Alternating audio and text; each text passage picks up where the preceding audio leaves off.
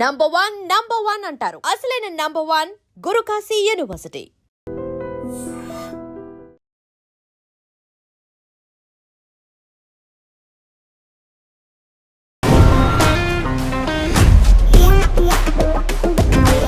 Welcome to relationship lab. నా పేరు లుంబిని.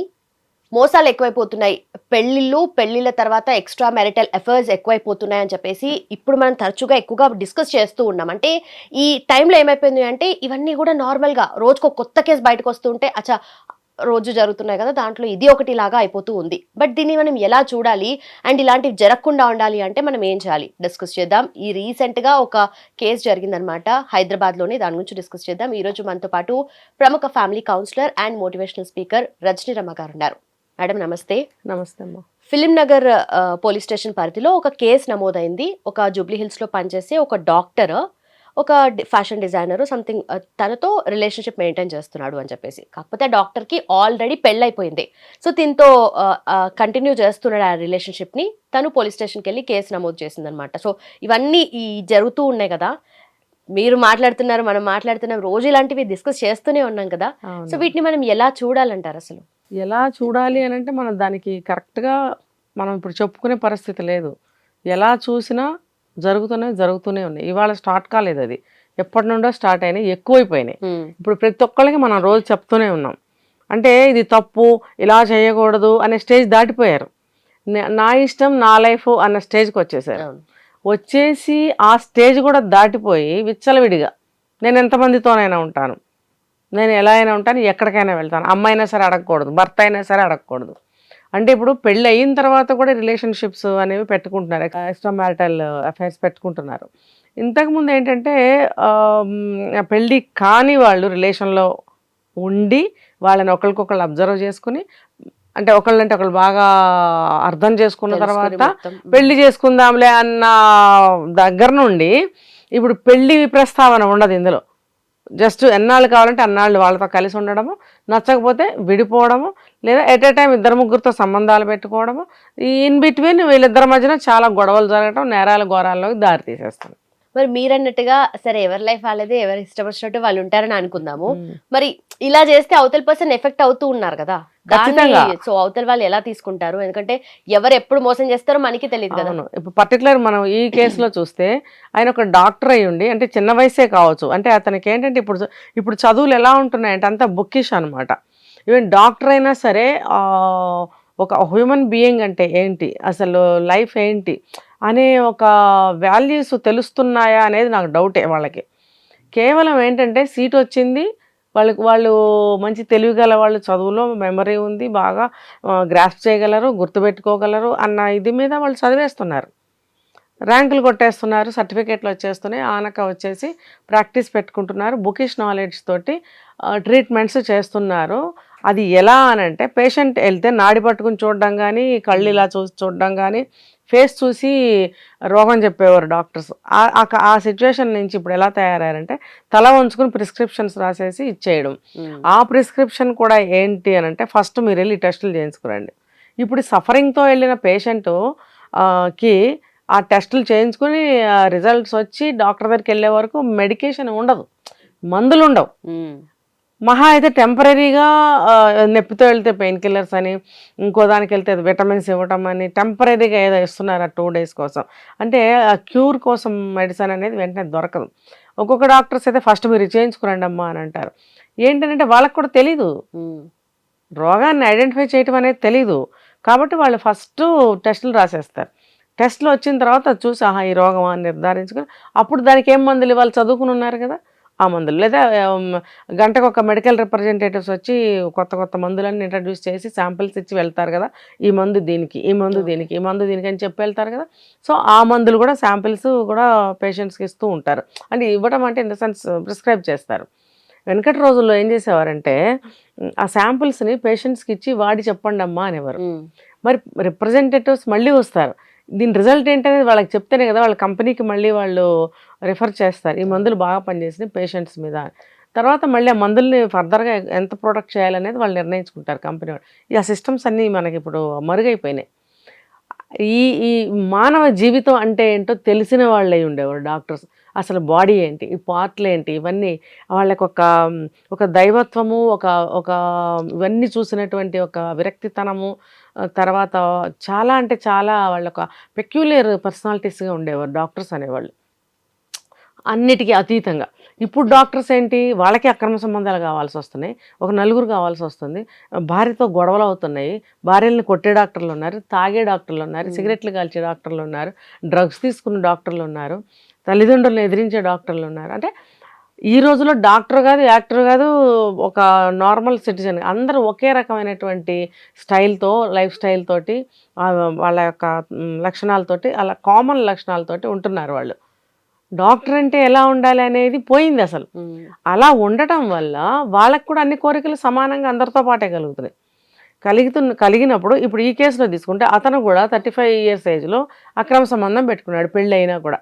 పాతకాలంలో డాక్టర్స్ చాలా పద్ధతిగా మనకేంటి, మనం ఈ ప్రొఫెషన్లో ఉన్నాము, మనం ఒక ఆదర్శవంతంగా ఉండాలి, మనం ఈ పనులు చేయకూడదు, మనం ప్రాణం పోసే డాక్టర్లము, వైద్యం చేసే డాక్టర్లము, ఒక పవిత్రమైనటువంటి వృత్తిలో ఉండి మనం వెధవ పనులు చేయకూడదు, వెధవ చూపులు చూడకూడదు అనే ఒక పర్టికులర్ గిరికేసుకుని వాళ్ళు అట్లా వాళ్ళ పవిత్రతని, వాళ్ళ వాళ్ళ గ్రేట్నెస్ని వాళ్ళు యువతల వాళ్ళకి చూపించేవారు. యువతల వాళ్ళు ప్రజలు కూడా డాక్టర్ని ఒక దేవుళ్ళలాగా చూసేవారు. ఆ గౌరవాన్ని పోగొట్టుకుంటున్నారు ఇలాంటి వెధవ పనులన్నీ చేసి. ఇంకపోతే ఆ అమ్మాయి రైట్, ఆ అమ్మాయి యూజ్ చేసుకుంది. ఇప్పుడు నన్ను పెళ్ళయిందని చెప్పి నాకు చెప్పలేదు, నన్ను మోసం చేశాడు అంటే, ఒకవేళ ఈ అమ్మాయి తర్వాత అన్నీ బాగుంటే పెళ్లి చేసుకుందామనే యాంగిల్లో అమ్మాయి ఆలోచిస్తుందేమో. మరి ఈ అమ్మాయికి ఇది ద్రోహం, మోసమే అవుతుంది కదా. అంటే అదేంటని అడిగితే అటాక్ చేశాడని చెప్తున్నారు కదా. మరి అటాక్ చేసినప్పుడు అమ్మాయి ఆబ్వియస్లీ వెళ్ళి కేసు పెడుతుంది. అంటే మరి ఇలా ఎందుకు చేస్తున్నారు? ఇప్పుడు ఎవరు ఏమి చెడ్డ పని చేసినా తర్వాత బయట పడవలసిందే, అది ఏదో ఒక విధంగా గొడవ జరుగుతుంది, కేసులు పెడితే మళ్ళీ రిమాండ్స్, అరెస్టులు ఇవన్నీ ఉంటాయి. ఇవన్నీ వాళ్ళకి తెలియదా? యాజ్ అన్ ఎడ్యుకేటెడ్స్ అన్నీ తెలుసు కదా. ఈ దిక్కుమాలిన అక్రమ సంబంధాలు ఎందుకు? నీకు 35 ఇయర్స్ ఏజ్, పెళ్లి చేసుకున్నావు, నిన్న మొన్న చేసుకుని ఉంటావు, ఇంత ఎర్లీ స్టేజ్లో నువ్వు అక్రమ సంబంధానికి అలవాటు పడాల్సిన అవసరం ఏంటి అని అంటే, నువ్వు ఆకర్షణలకి లోనయ్యావు. ఫ్యాషన్ డిజైనర్ అంటే ఆమె కూడా ఫ్యాషన్గానే ఉంటుంది కదా. కాబట్టి దానికి నువ్వు అట్రాక్ట్ అయిపోయావు, ఆకర్షితుడు అయిపోయావా నువ్వు? డాక్టర్స్ అన్నిటికీ అతీతంగా ఉంటారు. ఎందుకంటే మానవ జీవితం అంటే ఏంటి, హ్యూమన్ బాడీ అంటే ఏంటి, అది అన్నీ వాళ్ళు కట్ చేసి డిసెక్షన్స్లో అన్నీ చూస్తారు కాబట్టి వాళ్ళకి అన్నీ తెలుసు. ఈ పార్ట్ వల్ల ఏంటి, ఈ పార్ట్ వల్ల ఏంటి, ఓ జీవితం అంటే ఇంతే కదా అనేలాంటి ఒక విరక్తి భావన కూడా డాక్టర్స్లో ఉంటుంది. ఇప్పుడు కుటుంబం కోసం పెళ్లి చేసుకుంటారు వాళ్ళు, కానీ అంతా కూడా ఒక ప్రత్యేకమైన భావాలతో ఉంటారు డాక్టర్స్. పెళ్లి చేసుకున్నా సరే వాళ్ళు పవిత్రంగా జీవితాన్ని గడుపుతూ ఉండేవారు. ఇలా అక్రమ సంబంధాలు, ఇలాంటి దరిద్రపు ఆలోచనలతోటి ఉండేవారంటే నాకైతే నమ్మకం లేదు. పాత రోజుల్లో నాకు ఎక్కడ చూడలేదు, వినలేదు కూడా. ఇప్పుడు ఈ కాలంలో అందరికీ అన్నీ అనమాట. ఎందుకు అనంటే, ఇది నేను ఇందాక చెప్పినట్టు మళ్ళీ చెప్పాలి, అటువంటి అభిప్రాయాలు వాళ్ళకి ఎటువంటివి అయితే ఉన్నాయో దాని ప్రకారం వాళ్ళ జీవితాన్ని లీడ్ చేస్తున్నారు. ఏ కోరిక అయితే ఉందో ఆ కోరిక ప్రకారమే నేను జీవితాన్ని నడిపించుకోవాలి. ఇవాళ ఇది తినాలుంది, ఇది తినాలి, రేపు అది తినాలుంది, అది తినాలి అంటే భార్యల్ని కూడా మారుస్తారనమాట. ఇంట్లో భార్య ఉంది, యంగ్, కొత్తగా పెళ్ళయిందో మరి మనకు తెలియదు, మొత్తానికి 5 ఏళ్ల లోపు అయితే కొత్తగా పెళ్ళయిందని అంటారు.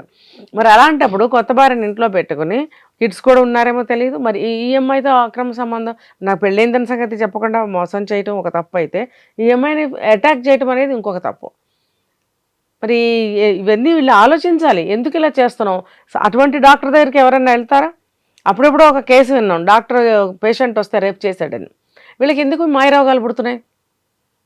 డాక్టర్స్ అనేవాళ్ళు దగ్గరికి ఇంకా పేషెంట్స్ వెళ్తారా? నువ్వెన్నో లక్షల కోట్ల ఖర్చు పెట్టి మెడిసిన్ చదివి ఉంటావు, లేకపోతే మేనేజ్మెంట్ కోటాలో తెచ్చుకుంటారు కొంతమంది, ఏదో ఒకటి లంచం ఇచ్చు, ఏదో ఒక విధంగా సీట్ సంపాదించి ఎలాగోలా డాక్టర్ అవ్వాలి. నువ్వు ఏ నానా కష్టాలు పడి నువ్వు ఏదో విధంగా నువ్వు డాక్టర్ అయినప్పుడు నీ వృత్తిని నువ్వు పవిత్రంగా ఎందుకు చేపట్టలేకపోతున్నావు, ఎందుకు ముందుకెళ్ళలేకపోతున్నావు? ఇలాంటి చిన్న చిన్న వాటికి ప్రలోభాలకి లోబడితే అసలు ఏమో డాక్టర్ దగ్గరికి వెళ్ళాలంటే వాడొక విధవా, వాడు ఇలా చేస్తాడంటే ఎలా, ఒకటి ఉంటే 100 చెప్తారు కదా. మరి ఇంక దగ్గర పేషెంట్స్ ఎలా వస్తారు? నువ్వు అంత ఖర్చు పెట్టి డాక్టర్ అయినప్పుడు నువ్వు డాక్టర్ ఎందుకు అయినట్టు? ఇంకా ఎవరు వస్తారు? సరే, నీకు ఒక 25 ఏళ్ళు 30 ఏళ్ళు సర్వీస్ అయిపోయింది, ఏదో చెత్త పని చేసావు, దొరికిపోయావంటే నీకు అక్కడికి నీకు ప్రాక్టీస్ ఆగిపోయినా నష్టం లేదు. ఇప్పుడే నువ్వు స్టార్ట్ చేసావు కదా లైఫ్ని. మరి నీ లైఫ్ ఏమవుతుంది తర్వాత? ఇప్పుడు పోలీసులు అరెస్టులు, ఇప్పుడు నీ భార్య ఉంటుందా నీ దగ్గర? డివోర్స్ ఇచ్చి వెళ్ళిపోతుందా? ఇవన్నీ నెక్స్ట్ వచ్చే పరిణామాలే లుంబిని. ఇప్పుడు ఒక్కరి వల్ల ఇటు వైఫ్ ఎఫెక్ట్ అవుతుంది, ఫ్యామిలీ ఎఫెక్ట్ అవుతుంది, ఆ అమ్మాయి ఎఫెక్ట్ అవుతుంది. అంటే ఇద్దరు లేడీస్ లైఫ్స్ అనేటివి మ్యాటర్ కదా. సో దీన్ని మనము లేడీస్ పాయింట్ ఆఫ్ వ్యూ లో ఎలా తీసుకోవాలి, విమెన్ దీన్ని ఎలా తీసుకొని, ఎందుకంటే ఇలాంటి వాళ్ళు ఎక్కడో కాడ తగులుతూనే ఉంటారు. అంటే జనరల్ గా నేను ప్రతిసారి చెప్తున్నా, చూసిన వెంటనే ఏమంటారు, లొంగిపోకండి. ఇప్పుడు లివింగ్ రిలేషన్షిప్ ఎందుకు వచ్చింది, మేము ఎందుకు పాటిస్తున్నామని చెప్తున్నారు, మేము బాగా అర్థం చేసుకున్న తర్వాత పెళ్లి చేసుకుంటాం. మరి ఇక్కడ కూడా వర్తిస్తుంది కదా అది. మీరు బాగా ఆలోచించి బాగా తెలుసుకున్న తర్వాతే దిగాలి కదా.